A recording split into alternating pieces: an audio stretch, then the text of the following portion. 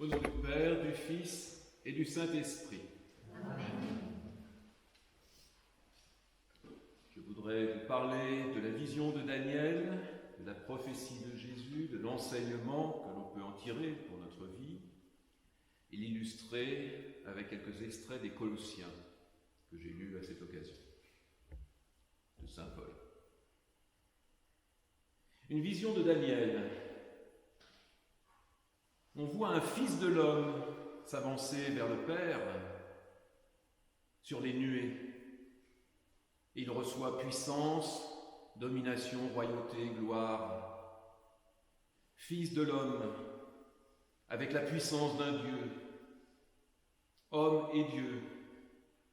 Une prophétie qui annonce le Christ, vrai homme et vrai Dieu. Et l'on dit que tous les rois de la terre, tous les hommes, sont au service du Christ, au service du Fils de l'homme. Ceux qui choisissent Dieu choisissent d'être serviteurs. Car, dit Paul, il n'y a qu'un maître, le maître est le Christ, et vous êtes à son service. Et Jésus prophétise. Les paroles sont terribles. On devrait les garder à la mémoire parce qu'elles parlent de la fin des temps, elles parlent de la fin de notre temps, de notre vie, et elles parlent d'un nouveau temps, une nouvelle vie. Alors il y a un avant ce moment terrible de la fin du temps. Un moment où apparemment il y a de nombreux maux, des guerres, des famines, des choses horribles.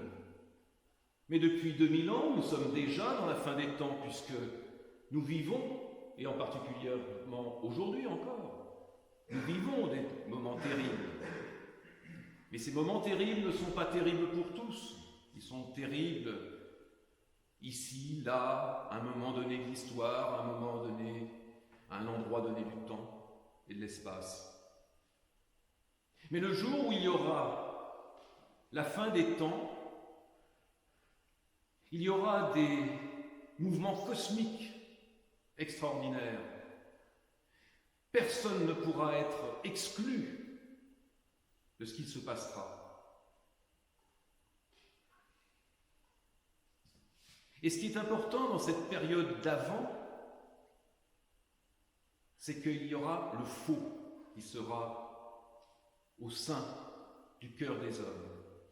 La confusion, l'illusion. Parce que dans ces moments terribles, on attend un sauveur. Et ces moments durent. Et pendant ces moments apparaissent des faux sauveurs qui ressemblent aux sauveurs. Et donc même les élus seront trompés parce que les faux prophètes ressembleront au Christ, diront des choses qui ressembleront à ce que dit le Christ. Ils parleront d'amour, de bienveillance, ils diront des choses que nous voulons entendre, ils feront des prodiges, des miracles peut-être, des découvertes scientifiques, des découvertes technologiques qui nous diront que nous pouvons vivre éternellement. Et nous aurons envie de les entendre, de les croire. Mais si nous avons le discernement acquis entre autres dans la prière, par la connaissance que nous infuse l'Évangile, l'Église, nous saurons discerner qu'ils sont des faux prophètes. Nous saurons discerner qu'ils sont des antéchrists, qui sont peut-être l'antéchrist. Ce sera peut-être au niveau de la société qui deviendra un antéchrist contre le Christ, qui s'opposera à l'Évangile, qui essaiera de l'étouffer, peut-être avec des bonnes idées, des bons sentiments. Et il y aura peut-être une incarnation de cet antéchrist qui apparaîtra un peu avant la fin du temps. Et donc je disais, la fin du temps, c'est pas maintenant, on vit des choses difficiles, c'est peut-être demain, mais c'est peut-être dans 1000 ans. Mais quand ça arrivera, ça sera évident. Phénomène cosmique, je vous l'ai dit, un signe indiscutable qui sera perçu par tous, qui est le signe du Fils de l'homme. Et pour moi, ça ne peut être que la croix, une croix immense qui va apparaître dans le ciel. Il y a des prophètes actuellement, des voyants, qui disent que cette croix apparaîtra. Et puis il y aura aussi l'appel des élus. Vous avez entendu, les anges vont appeler les élus. Ça veut dire quoi? Ça veut pas dire qu'ils appelleront les chrétiens. Ça sera un peu comme dans Rencontre du troisième type, je pense. Il y aura un mystérieux appel qui touchera les âmes de ceux qui seront en Dieu, de ceux qui, à la mesure de leur spiritualité. Et quand le Christ vient, il va révéler les élus. C'est là où nous allons apparaître tous les hommes, quelle que soit sa tradition, quelles que soient ses croyances, vont apparaître dans leur gloire, en leur véritable gloire, celle qu'ils auront acquise en faisant la volonté de Dieu. Qu'ils soient bouddhistes, mahométans, athées, ils auront fait quelque chose qui était de la volonté de Dieu et ils apparaîtront dans leur gloire. C'est cette révélation que nous aurons. Et alors on voit que Jésus dit, le temps est proche, cette génération le verra. On peut dire, la génération qui t'écoutait ne l'a pas vu. Ils ont vu la destruction du temple, ils ont vu des choses terribles. Mais enfin, ce n'était pas la fin du monde. On est là, 2000 ans après. Alors j'ai une conviction profonde. Je pense que, soit si ça se passe demain, nous le verrons physiquement, soit, si ça se passe même dans 1000 ans, tous ceux qui sont nés au ciel sont hors du temps. Ils sont en même temps dans ce temps et en même temps dans la fin des temps. Donc je pense que le jour où nous partirons au ciel, nous vivrons cette fin des temps. Nous la vivrons réellement, puisque en Dieu, il n'y a plus de temps. Donc, ce temps extraordinaire, où le Christ revient dans toute sa puissance pour juger le monde. Et en fait, quand on parle de jugement, c'est nous-mêmes qui nous jugerons à la lumière de l'Esprit Saint. Et le Christ sera plutôt notre avocat, notre paraclète, qui nous défendra à la mesure de notre cœur et de ce que nous accepterons. Mais je pense que nous le vivrons au moment de notre passage au ciel. Donc cette génération, notre génération, vivra la fin des temps. Ayez bien en mémoire que c'est ça que nous allons vivre. C'est bien tout ce que nous faisons sur terre, c'est merveilleux, c'est utile, mais pour nous tout seuls, ce n'est que le salut. Qu'est-ce qui va se passer à ce moment de la fin des temps pour nous? Grand point d'interrogation. On peut croire à la miséricorde de Dieu, mais on peut aussi craindre et trembler devant la justice de Dieu. Nous n'en savons rien, et nous devons la voir au fond de notre cœur. Et en ce sens, j'arrive à l'enseignement du Christ pour notre vie. Il dit, fuyez, fuyez. Bien sûr, on fuit quand l'événement arrive, mais on se dit, si c'est la fin des temps, on fuit quoi? Non, il faut fuir dans notre vie, ce qui va nous amener ensuite à la fin des temps, mais de notre temps, mais il faut fuir tout ce qui n'est pas le Christ. Puisque c'est le Christ qui peut nous sauver. C'est le Christ. C'est dans le Christ, puisque tout lui a été donné. La puissance, la gloire, la capacité de nous ressusciter. Donc si nous ne prenons pas le Christ, et si nous ne nous accrochons pas au Christ, nous mourrons. Donc fuyons tout ce qui n'est pas du Christ. N'écoutons pas les raisonnements, notre imagination, tout ce que nous voulons sauver sur cette terre. Ayons l'œil accroché au Christ.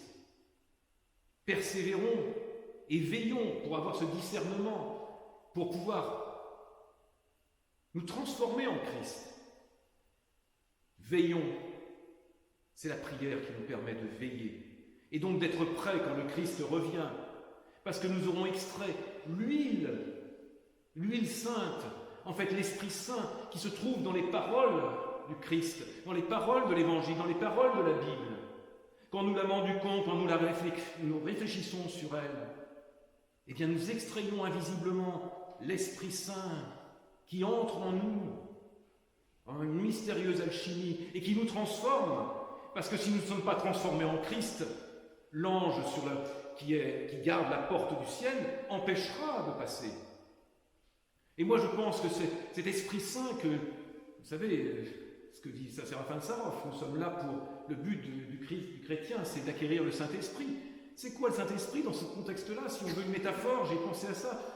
Eh bien, c'est le vaccin contre la mort et contre le mal. Le vrai vaccin, c'est pas le vaccin de Pfizer, c'est le vaccin de l'Église, le vaccin du Christ, l'Esprit Saint. Et nous devons nous injecter toute la journée par la prière, par la louange, ce vaccin qui nous transforme, qui nous rend, qui nous guérit, qui nous empêche de mourir au sens spirituel du terme. Et ce matin, j'écoutais aussi Monseigneur Marc qui rappelait une histoire que vous connaissez tous. C'est dans l'esprit de dire chacun doit prendre sa croix comme Christ a porté sa croix. Et il dit, à un moment donné, les chrétiens qui vont vers la vie nouvelle se trouvent devant un fossé qui sépare finalement la vie nouvelle de la vie d'ici, la vie de la mort. Et chacun pose sa croix sur le fossé, et celui qui a les plus grandes croix peut passer de l'autre côté. Alors on se dit, mais et tous ceux qui n'ont que des petites croix, ceux qui n'ont pas vécu de grandes épreuves et qui n'ont pas su les vivre en Christ en tout cas, qu'est-ce qui se passe? Et là, moi je dis, mais accrochons-nous à un seul qui a la plus grande croix, c'est le Christ. Et donc le Christ nous fait passer de l'autre côté de la mort à la vie. Le vaccin, la croix qui est un pont, c'est ça que nous devons avoir dans notre cœur. Et en fait, ce que nous devons faire, c'est vivre comme si nous allions mourir demain. Et avoir conscience que sans le Christ, nous mourrons, et avec le Christ, nous ressuscitons.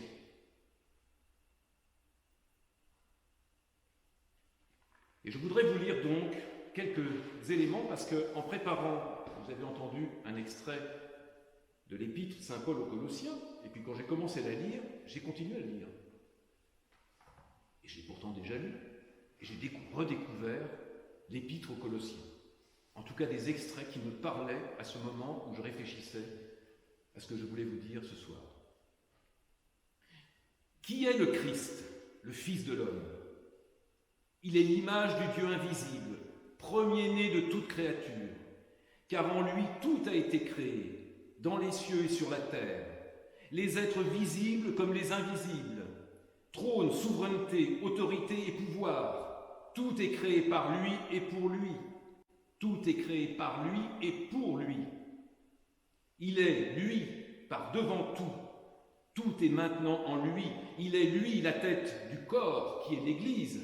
Il est le commencement, premier-né d'entre les morts, afin de tenir en tout, lui, le premier rang, car il a plu à Dieu de faire habiter en lui toute la plénitude et de tout réconcilier par lui et pour lui, et sur la terre et dans les cieux, ayant établi la paix par le sang de sa croix. Voilà qui est le Christ. Il est tout, il est notre tout. Nous ne sommes rien, nous ne sommes quelque chose qu'en lui. Et nous sommes chrétiens, notre regard doit être porté vers le Christ en permanence. Ça ne veut pas dire ne pas faire ce que nous avons à faire sur cette terre, mais c'est d'avoir cette vision du Christ qui doit vivre en moi et dans lequel je dois me transformer pour vivre. Autre extrait. Poursuivez donc votre route dans le Christ, si c'est le Christ notre Sauveur. Jésus le Seigneur, tel que vous l'avez reçu, tel que vous l'enseigne l'Église. Soyez enracinés et fondés en lui, affermis ainsi dans la foi, telle qu'on vous l'a enseigné, et débordant de reconnaissance, débordant d'action de grâce. Remercions l'Église, remercions nos pères de nous enseigner la vraie voie, la voie qui nous sauve. Veillez à ce que nul ne vous prenne au piège de la philosophie, cette creuse duperie à l'enseigne de la tradition des hommes. des forces qui régissent l'univers et non plus du Christ. Méfions-nous de la raison. Ça sert, la raison, bien sûr, mais à un moment donné, elle nous éloigne de Christ. Donc, ayons le discernement. La raison, ce n'est pas avec la raison que nous serons sauvés. Ce n'est pas avec la science, ce n'est pas avec la philosophie, ce n'est pas avec les puissances, c'est-à-dire les anges. Ce ne sont pas les anges. Je regrette, moi, quand on me dit que les anges, pratiquement, on voue un culte aux anges, mais c'est de la folie. On voue un culte aux démons, pourquoi pas. Les anges, ils nous montrent le ciel, ils nous montrent le Seigneur. Ce sont des êtres créés qui ont une grande puissance, mais ce n'est pas le Christ.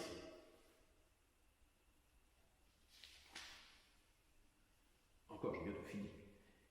Du moment que vous êtes ressuscité avec le Christ, recherchez ce qui est en haut, là où se trouve le Christ, assis à la droite de Dieu. C'est en haut qu'est votre but et non sur la terre. Ça veut dire quoi? Ça veut dire qu'on peut faire bien sûr plein de choses sur la terre, mais ce n'est pas notre but. Celui qui met tous ses efforts, toute sa force, toute sa puissance, toute l'énergie que lui a donné Dieu, la vie, pour faire aboutir des choses sur la terre qui vont de toute façon disparaître, même si c'est pour le bienfait des autres, du monde. S'il le fait, il le fait en se signant et en le disant « je le fais au nom du Seigneur ». Sinon, c'est rien. Et c'est en fait un péché puisque ça éloigne de Dieu. Vous êtes morts en effet, et votre vie est cachée avec le Christ en Dieu. Cachée avec le Christ en Dieu. C'est pour ça que quand il revient, il nous révèle en tant qu'élus de Dieu. Quand le Christ, votre vie, il le dit, paraîtra, alors vous aussi, vous paraîtrez avec lui en pleine gloire. Et là, il y en a qui vous pleureront. Moi, le premier, certainement. Je ne serai pas à la hauteur de ce que je pensais spirituellement. J'espère que je saurai toujours quelque chose. Faites donc mourir ce qui en vous appartient à la terre. Et là, si vous ne savez pas ce que ça veut dire, débauche, impureté, passion, désir mauvais, jalousie, colère. Moi, je suis le premier à me le prendre dans la figure. Colère, méchanceté. Et puisque vous êtes élus, sanctifiés, aimés par Dieu, revêtez donc des sentiments. Donc là, on nous demande de faire un effort. Si on n'est pas encore saint, c'est-à-dire que nous débordons d'amour, nous débordons de compassion, nous débordons de bienveillance, d'humilité, eh bien nous devons essayer d'être humbles, d'être compatissants, de ne pas se mettre en colère, et je le fais pour moi, encore une fois. Mais c'est ce qui est dit, pardonnez-vous mutuellement. En plus, saint Paul donne une règle de vie pour les communautés, puisque nous ne pouvons vivre chrétiens qu'en communauté. Pardonnez-vous mutuellement, comme le Seigneur vous a pardonné, faites de même vous aussi, et par-dessus tout, revêtez l'amour, c'est le lien parfait. Que règne en vos cœurs la paix du Christ, à laquelle vous avez été appelés tous en un seul corps. Vivez dans la reconnaissance, vivez dans la louange, dans l'esprit. Et là, je veux finir, mais je veux le dire quand même, que la parole du Christ habite parmi vous dans toute sa richesse. Instruisez-vous, avertissez-vous les uns les autres avec pleine sagesse. Chantez à Dieu dans vos cœurs votre reconnaissance par des psaumes, des hymnes et des chants inspirés par l'Esprit. Tout ce que vous pouvez dire ou faire, faites-le au nom du Seigneur Jésus, en rendant grâce par lui à Dieu le Père. Faisons tous pour le Christ Jésus, chantons et prions et soyons joyeux, parce que à ce moment-là, c'est une prière merveilleuse qui monte au ciel et nous sommes infusés de ce vaccin qui est l'Esprit Saint. À lui la gloire, l'honneur et la puissance au siècle des siècles. Amen.